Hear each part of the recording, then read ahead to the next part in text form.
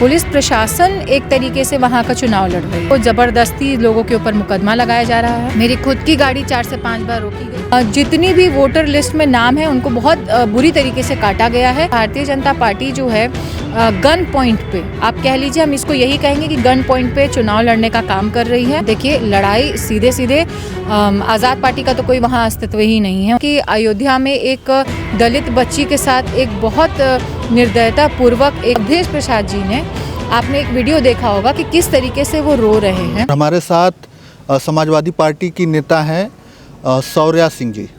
हम इनसे बात करेंगे और ये अभी चुनाव प्रचार में थी। मिल्कीपुर में जो उपचुनाव होने हैं वहीं पर जो है ये गई थी और चुनाव प्रचार में ये भी शामिल थी, वहाँ पे प्रचार कर रही थी।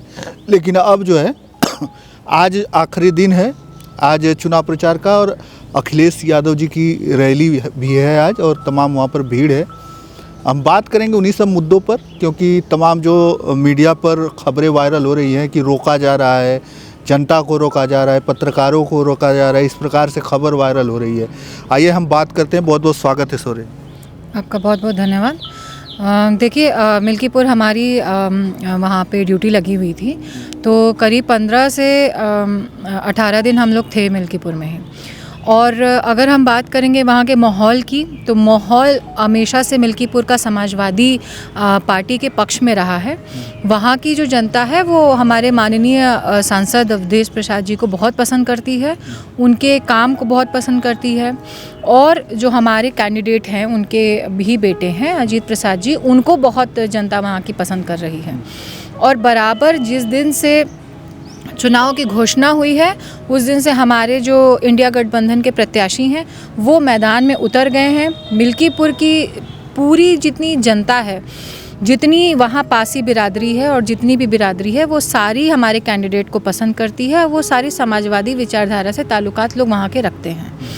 लेकिन जिस तरीके से अभी आपने कहा है, बातें उठ के आ रही हैं। अभी मात्र 5 दिन पहले तक सारी चीज़ें बहुत नॉर्मल चल रही थी, प्रचार स्मूथ चल रहा था। लेकिन 5 दिन से या 4 दिन से आप कह लीजिए कि वहाँ की जो स्थिति है, पुलिस प्रशासन एक तरीके से वहाँ का चुनाव लड़ रही है, क्योंकि वहाँ पे लोगों को ज़बरदस्ती लोगों के ऊपर मुकदमा लगाया जा रहा है। मेरी खुद की गाड़ी 4 से 5 बार रोकी गई, पूछताछ के दायरे में हमें भी रखा गया।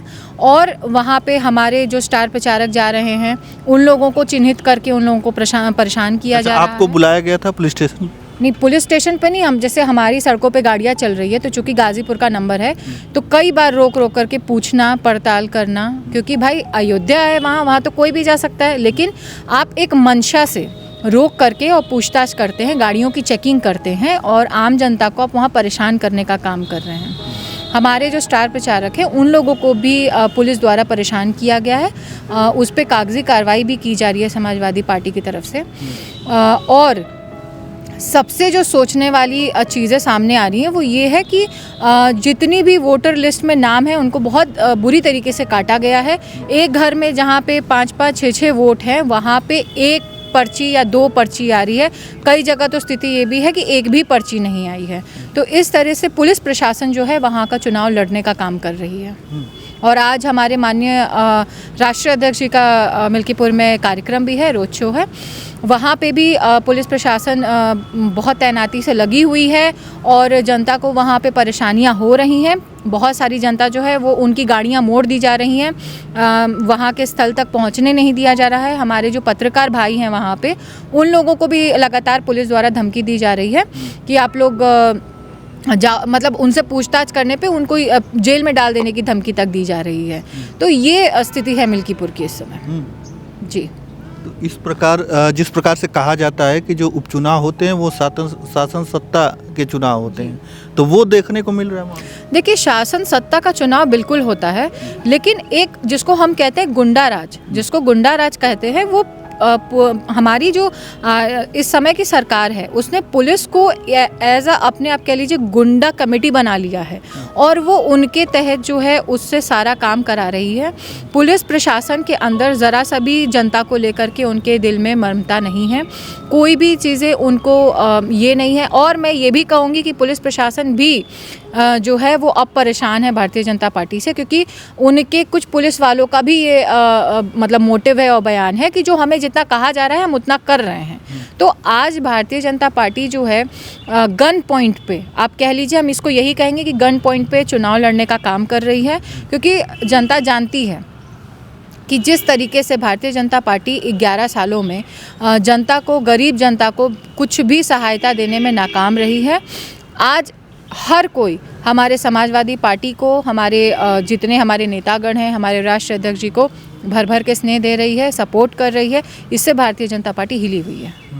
अच्छा, बात करते हैं जो वहाँ के प्रत्याशी को, जी अजीत प्रसाद जी हैं, अवधेश प्रसाद जो सांसद हैं इस समय अयोध्या में। जिस समय वो सांसद बने थे उस समय भी बहुत बवाल हुआ था कि आखिरकार अयोध्या में भाजपा कैसे हार गई।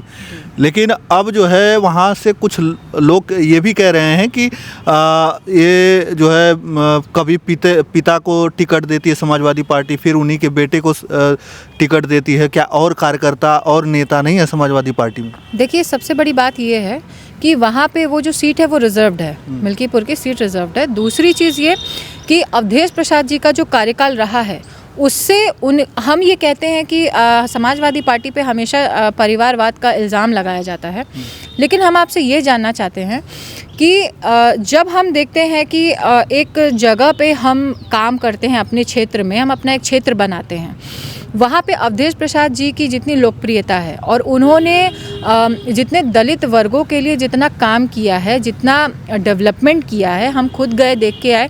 वहाँ की सड़कें अच्छी हैं, वहाँ पे कॉलेजेस हैं, बट मुद्दा वही है कि सरकार आज जिसकी है उन्होंने कॉलेजेस भी बंद करा रखे हैं।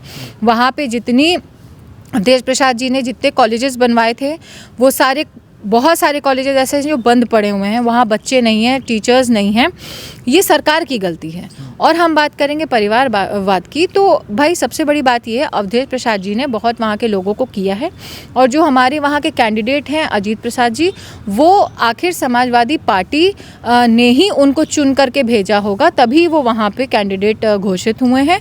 और जिस हिसाब से भारतीय जनता पार्टी परेशान कर रही है लोगों को, तो वहाँ पे एक मजबूत कैंडिडेट चाहिए जो दिलेरी से उन लोगों से लड़ सके, और अवधेश प्रसाद जी का जो परिवार है वो दिलेरी से लड़ने का भारतीय जनता पार्टी से काम कर रहा है। वहाँ पर 3 पारसी समाज के लोगों को उतारा गया है। भाजपा ने भी उतारा है, समाजवादी पार्टी ने भी उतारा है और आज़ाद समाज पार्टी ने भी उतारा है जी। तो लड़ाई किस में? देखिए, लड़ाई सीधे आज़ाद पार्टी का तो कोई वहाँ अस्तित्व ही नहीं है उनके कैंडिडेट का, क्योंकि हम इतने दिन तक वहाँ घूमे हैं और हमें एक भी दिन उनका कैंडिडेट दिखा ही नहीं, या उनके कैंडिडेट का कोई प्रचार तक हमें नहीं दिखा। दूसरा चीज़ हम कहेंगे कि भारतीय जनता पार्टी का जो कैंडिडेट है उन्होंने भी पासवान दिया है अपना कैंडिडेट, लेकिन आप ये देखिए जो नया चेहरा, जैसे भारतीय जनता पार्टी यही करती है, पता नहीं कहाँ, जैसे लोकसभा में यहाँ पे भी हुआ, पारसनाथ राय जी को यहाँ पे मिल गया टिकट। उनको भी जनता ना कभी देखी थी ना कभी सुनी थी, अचानक से एक इनके आरएसएस का या जो भी है इन लोगों का एक जो गुट है वो एक अपना प्रत्याशी कहीं से निकालता है। और देखिए, ये जो प्रत्याशी उनका आया है, ये तो हमने ये भी सुना है कि ये ऊपर डायरेक्ट दिल्ली से आया है, इनको भेजा गया है। योगी आदित्यनाथ जी का जो ये है कैंडिडेट नहीं है ये। तो हम ये बात करेंगे कि आप ये जो कैंडिडेट है, ये सबसे तो पहले कि ये व्यापारी हैं, ये गुजरात में इनका व्यापार है, और मिल्कीपुर से इनका वहाँ के जनता से कनेक्टिविटी ज़ीरो है। वहाँ के लोग उनको जानते भी नहीं हैं, कभी लोगों ने उनको देखा भी नहीं है। और बगल में एक कोई क्षेत्र है, वहाँ से बिलोंग करते हैं वो, जो वहाँ के कैंडिडेट है चंद्रभान पासी। तो आप ऐसा कैंडिडेट लेके आते हो जो कभी आज तक मतलब मिल्कीपुर की जनता जिसने उनको देखा ना हो, उनके बारे में जानते ना हो, वो गरीबों का, मजलूमों का कभी उन्होंने आवाज़ ना उठाई हो, आप ऐसा प्रत्याशी खड़ा कर देते हो सिर्फ पासवानों का वोट लेने के लिए। तो आप ये सोचिए कि भारतीय जनता पार्टी जो है कितना धर्म के नाम पे या एक जात के नाम पे राजनीति कर रही है। उससे ज़्यादा कर्म पे उनको रिजल्ट और उनको फल जनता के लिए कुछ नहीं देता। अभी आपने कहा कि आज़ाद समाज पार्टी जो है लाइन में नहीं है, लेकिन आज़ाद समाज पार्टी जो चंद्रशेखर आज़ाद जी हैं उनको क्योंकि मायावती जी तो वहाँ पे लड़ नहीं रही हैं, बसपा वहाँ से लड़ नहीं रही है, उपचुनाव के लिए उन्होंने मना कर दिया, उपचुनाव में नहीं उतरी है। लेकिन जो दलित वोटर हैं, जो प्रभावी वोटर हैं बसपा और आज़ाद समाज पार्टी के, तो वो लोग तो साथ देंगे ही। वो वोट कटेगा कि नहीं कटेगा? देखिए, वोट कटने की बात नहीं है। आज आज़ाद पार्टी के जो अध्यक्ष हैं वो एक भी बार मुझे तो नहीं लगता है कि मिल्कीपुर पहुँचे हैं। पहुँचे थे तो लेकिन हम ये कहते हैं जिस तरीके से जन रैलियाँ हो रही हैं उस तरीके से हमने कुछ नहीं देखा इतने दिनों में। हम कह तो रहे हैं कि मैंने 20 दिन में कैंडिडेट नहीं देखा। नहीं तो रैली हो चाहे ना हो, लेकिन प्रभावी वोटर हैं। अभी भी देखा जाता है कि उनका एक कोर वोटर है। अगर बसपा नहीं लड़ रही है तो वो ट्रांसफ़र हो सकता है आज़ाद समाज पार्टी पर। नहीं, देखिए, ट्रांसफ़र हो सकता है, नहीं हो सकता है। कुछ वोट तो भाई कोई भी कहीं से लड़ेगा, 2-4 वोट तो कोई भी काट के ले जाएगा। लेकिन जो हम बात करते हैं कैंडिडेट की, मेरा मुद्दा है प्रत्याशी पे। तो प्रत्याशी और आप अवधेश प्रसाद जी ने जितना वहाँ पे लोगों के लिए किया है, वो लोग जानते हैं वहाँ के कि वहाँ के जो वोटर्स हैं बहुत साइलेंट वोटर्स हैं। वो लोग चिल्ला चिल्ला के बोलने वाले नहीं हैं। वो लोग साइलेंटली अपना काम करेंगे। बस देखना यही है कि पुलिस जो है वो अपना कितना बलखल लगाती है, दम लगा देती है कि समाजवादी पार्टी को किस तरह से चुनाव हराना। आप जब गई थी वहाँ पर, ग्राउंड पे उतरी थी, जनता के बीच में गई थी, गांव में घूमी थी, तो क्या लग रहा था, लोग क्या कह रहे थे आपसे? देखिए, लोगों का यही कहना था वहाँ पे इस समय जो है जो वहाँ की मेन समस्या है वो सबसे तो ये है कि वहाँ के लोग पुलिस प्रशासन से बहुत हताश हैं। वहाँ के लोग ये कहते हैं कि पुलिस में जाने से हमें मतलब रेमेडीज़ नहीं मिल रही हैं। हम लोग यहाँ की पुलिस से, अयोध्या की पुलिस से हम लोग परेशान हैं, मिल्कीपुर की। दूसरी, वहाँ पे जो छुट्टे जानवरों की परेशानी है, वहाँ पे ये परेशानियाँ वहाँ पे है। तो ये सारी चीज़ें कुछ ऐसी है क्योंकि सबसे बड़ी बात ये है कि आज योगी आदित्यनाथ जी ने वहाँ पे जैसे एक वो हुआ था कि गौ हत्या के लिए रोक लगाई और चीज़ें लगाई। जानवर तो बड़े और सांड वहाँ पे बहुत ज़्यादा हैं जो कि वहाँ के लोगों की जो है फसलें बर्बाद कर रहे हैं। पूरा जो मिल्कीपुर का क्षेत्र है, आप विश्वास नहीं करेंगे, गांव में हम लोग रात में गए, कोई एक मर्द किसी के गांव में नहीं था, किसी घर में नहीं था। जब हमने पूछा तो उन लोगों ने कहा कि ये हमारे घर के जितने भी जेंट्स हैं वो लोग रात भर जा कर के बाहर जो है खेत में सोते हैं, कटिया लगा के उसमें करंट लगा कर के वो लोग सोते हैं कि सांड आके उन लोग का जो भी फसल है उसको बर्बाद ना करे। क्या सरकार को नहीं चाहिए कि जो एक पूरी आबादी अपना राशन को बचाने के लिए, अपना फसल बचाने के लिए रात भर ठंड में उतनी शीतलहरी में वो बाहर सो रही है, क्या वहाँ पे योगी आदित्यनाथ जी की ये रिस्पॉन्सिबिलिटी नहीं बनती है कि वो वहाँ उन लोगों के कुछ ऐसी स्कीम्स ले करके आएँ कि जो हमारा एक वर्ग है, किसान वर्ग, उसको कुछ राहत की सांस मिले। तो वहाँ पे आप ये सोचिए कि ये जो परेशानियाँ मिल्कीपुर के लोग झेल रहे हैं या सह रहे हैं, और हमारे अवधेश प्रसाद जी जो सांसद हैं वहाँ अयोध्या से, आप ये सोचिए आज हम विपक्ष में बैठे हैं लेकिन तो भी दमदारी से वो अपनी आवाज़ उठाते हैं। तो वहाँ की जनता जो है पुलिस प्रशासन से भी बहुत निराश है। अजीत प्रसाद क्या जीत पाएंगे वहाँ से? देखिए, उनकी लोकप्रियता बहुत अच्छी है। वो मैंने देखा, क्योंकि कहीं सुनी नहीं, जब आप चीज़ों को देखते हो, एनालाइज करते हो, तो आप उन चीज़ों पे ज़्यादा जजमेंट दे सकते हो। अवधेश प्रसाद जी, अभी आपने देखा कि अयोध्या में एक दलित बच्ची के साथ एक बहुत निर्दयता पूर्वक एक हादसा हुआ जिसमें उस बच्ची को वो सत्संग सुनने वो बच्ची अपने फैमिली के साथ गई थी, उस बच्ची का अपहरण किया गया। उसको 3 दिन तक वो बच्ची गायब रही। वो बच्ची ऐसी स्थिति में मिली कि अगर आप देख लेंगे तो आपका रूह कांप जाए, ऐसी स्थिति। उसका दोनों हाथ पैर टूट गया था, उसको बांध करके उसकी आँखों को फोड़ दिया गया था, और वो बच्ची वहाँ पे मिली। आप सोचिए उसके परिजनों पे क्या बीती होगी जब वो बच्ची मिली होगी तो। और परिजन तो छोड़िए, मतलब वहाँ की जनता कुछ उस पर कह नहीं सकती।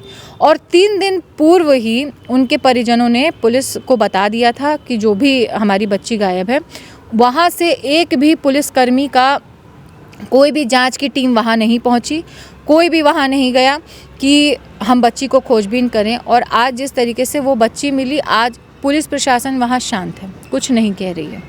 उस पे अवधेश प्रसाद जी ने, आपने एक वीडियो देखा होगा कि किस तरीके से वो रो रहे हैं, वो भावुक हुए। वही नहीं भावुक हुए, आज पूरी एक जो हम कहते हैं वो एक कौम, वो एक बिरादरी जो जनता के साथ कनेक्टेड है, जो जनता का दुख जानती है, जो जनता के दुखड़े से या जनता के ऊपर जब अत्याचार होता है उससे खुद को कनेक्ट करती है, उसका आंसू छलकता है।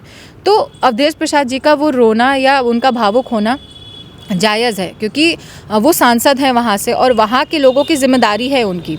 लेकिन किस तरीके से पुलिस प्रशासन ने इस पूरे मुद्दे को गंभीरता से ना लेते हुए, क्योंकि ये इस बच्ची की जो हत्या हुई है ये पूरा मैं डालूंगी वहाँ के पुलिस प्रशासन के सर पे, क्योंकि जब एक छोटी सी बच्ची का मुकदमा या एक FIR या एक मिसिंग कंप्लेंट आपके पास आता है तो वो आपके प्रायोरिटी लिस्ट में सबसे पहले नंबर पे होना चाहिए कि एक बच्ची जो नाबालिग है वो गायब है अपने घर से, उसके साथ कुछ भी हो सकता है, विदिन सेकेंड्स उसके साथ कुछ भी हो सकता है।